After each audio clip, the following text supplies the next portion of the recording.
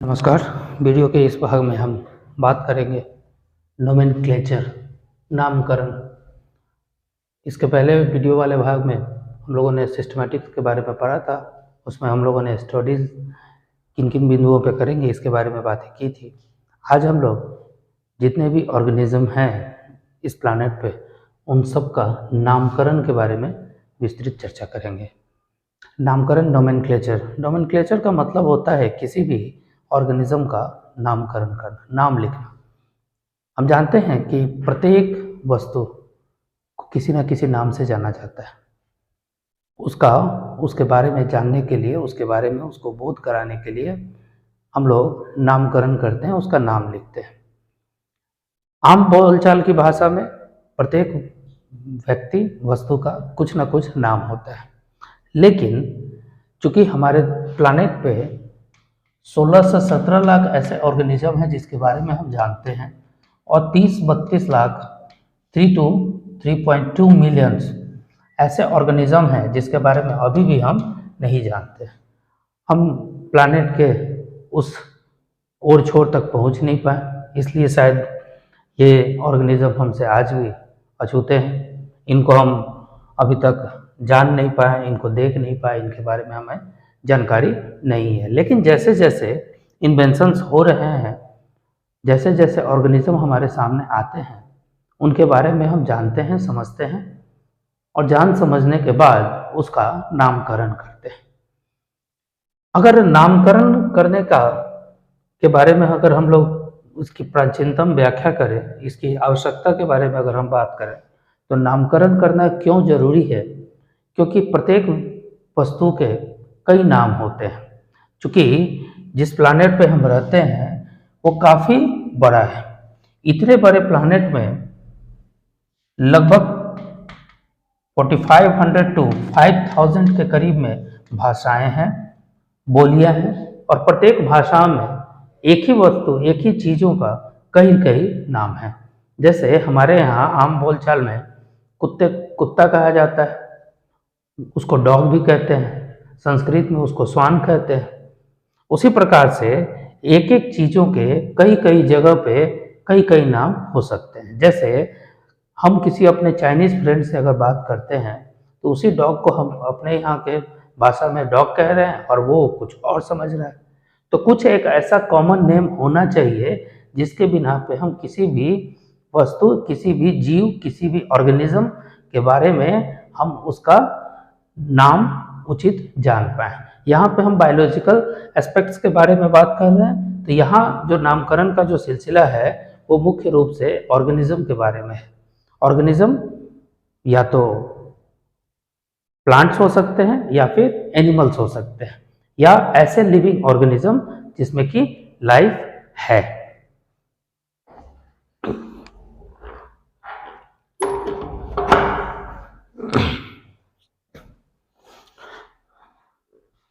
बहुत सारे ancient scholars ने अपने अपने विचार इस पे रखे थे। बहुत सारे ऑर्गेनिजम्स एंशियंट एरा में भी खोजे गए, बहुत सारे प्लांट्स के बारे में लोगों को जानकारी दी गई।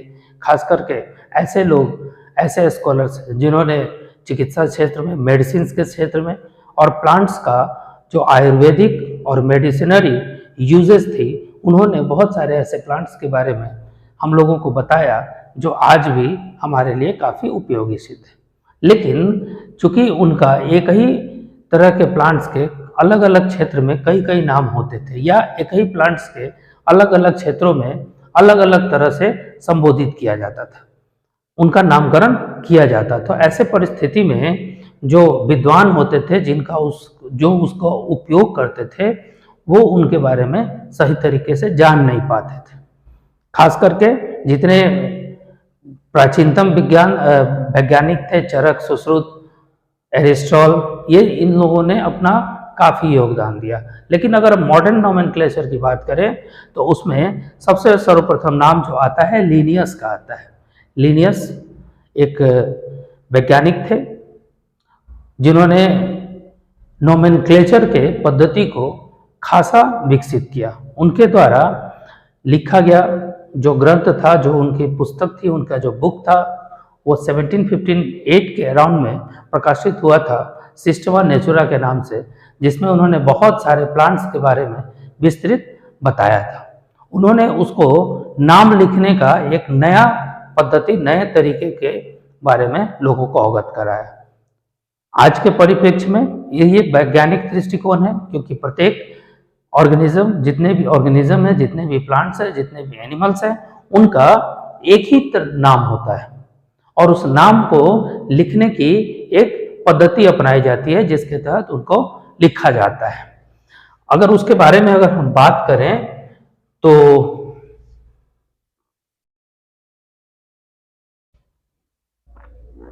किसी भी ऑर्गेनिज्म के बारे में जब हम लोग नाम लिखते हैं तो नाम लिखने के लिए कुछ प्रक्रिया अपनाई जाती है। नाम लिखने का जो प्रक्रिया होता है ठीक वैसे ही है जैसे कि हम लोग आम बोलचाल में किसी व्यक्ति का नामकरण करते हैं। जैसे मान लीजिए कि कोई व्यक्ति है, कोई राम महतो या राम सिंह या राम यादव। आप यहां पे देख रहे हैं कि राम किसी व्यक्ति का नाम है, जबकि महतो, सिंह और यादव उसके कुल, उसके जीन से उसको मिला है। राम महतो के पिताजी हो सकते थे कि श्याम महतो, हो सकता है। राम सिंह के पिताजी हो सकते हैं कि श्याम सिंह हो या श्याम यादव हो। तो यहां पे आप एक चीज देखेंगे कि राम एक पार्टिकुलर पर्सन का नाम है, एक प्रॉपर नाउन है, जबकि महतो, सिंह और यादव ये उनके जेनरिक, उनके जीन से उनको मिला है। यहां पे दो नाम को एक बार में इस्तेमाल किया जाता है। एक उनके प्रॉपरता को बोध कराता है उस व्यक्ति के बारे में, और दूसरा उसके कास्ट, उसके जीन के बारे में हमें बताता है। ठीक उसी प्रकार लिनियस ने भी टू नेम सिस्टम को अपनाया। इसमें किसी भी ऑर्गेनिज्म के दो नाम को इस्तेमाल किया जाता है। पहला नाम उनका जेनरिक होता है और दूसरा नाम उनका स्पेसिफिक होता है। कहने का मतलब है कि यहां जब हम नाम लिखते हैं तो पहले उसका नाम लिखते हैं, बाद में उसका टाइटल, जेनरिक नेम लिखते हैं। लेकिन बायोलॉजी में अगर किसी के बारे में अगर हम लिखते हैं तो सबसे पहले उसके जेनरिक, उसका टाइटल लिखा जाता है, बाद में उसका नाम लिखा जाता है। ठीक वैसे ही जैसे महतो राम, सिंह श्याम, यहां पे टाइटल, जेनरिक नेम पहले लिखा गया, नाम उसका बाद में लिखा गया। बायोलॉजी में भी पहले जेनरिक नेम लिखते हैं और बाद में उसका स्पेसिफिक नेम लिखते हैं। जैसे होमो सेपियंस, यहां पे होमो इसका जेनरिक नेम हुआ, जबकि सेपियंस इसका स्पेसिफिक नेम हुआ।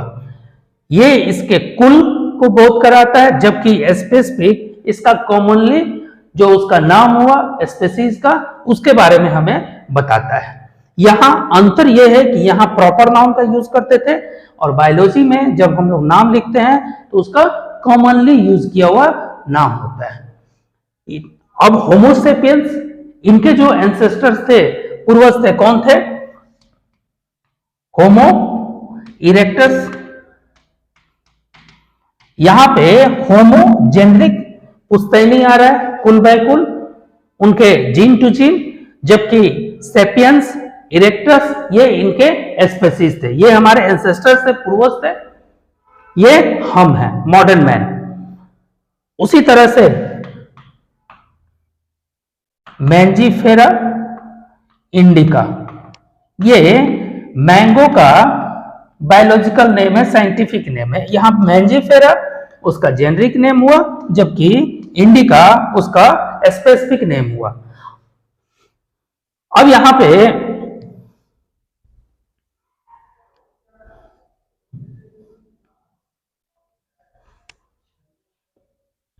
पे अगर हम लिखने की पद्धति के बारे में बात करें तो जेनरिक नेम का जो पहला लेटर होता है वो कैपिटल होता है। कैपिटल लेटर में पहला अक्षर लिखते हैं, जबकि उसके स्पेसिफिक नेम का जो लेटर होता है वो स्मॉल लेटर में लिखा जाता है। ठीक है। और जब इसको प्रिंटिंग में लेके जाया जाता है, जब इसको टाइप किया जाता है या कंप्यूटर से जब इसको निकालते हैं, तो ऐसे समय में इसको इटैलिक में, मतलब थोड़ा सा तिरछा लिखते हैं। ठीक है। और जब इसको रिटन में कलम से लिखते हैं तब इसको लिख करके और अंडरलाइन करने की पद्धति है। इसको लिख करके अंडरलाइन कर दिया जाता है, जिससे कि पता चले कि ये साइंटिफिक किसी ऑर्गेनिज्म का साइंटिफिक नेम है। उसको पढ़ने में सहूलियत होगी, उसको पहचानने में आसानी होगी। जेनरिक नेम और स्पेसिफिक नेम, ये इसके नाम लिखने का तरीका है। ठीक है। इसी को वर्नाकुलर नोमेनक्लेचर या मॉडर्न नोमेनक्लेचर कहा जाता है। इसमें किसी भी ऑर्गेनिज्म के दो नाम को लिखते हैं और जितने भी जो नेचुरल जो उसके सोर्सेज हैं उसको लैटिन या ग्रीक वर्ड में लिखने की पद्धति है, क्योंकि उन्हीं के द्वारा ये इजाद किया हुआ मॉडर्न, तो प्रायोरिटी तो वो लोग लेंगे ही। वीडियो में के इस भाग में इतना ही। अगले भाग में हम लोग नया वीडियो लेकर के आते हैं। तब तक के लिए पढ़ाई कीजिए।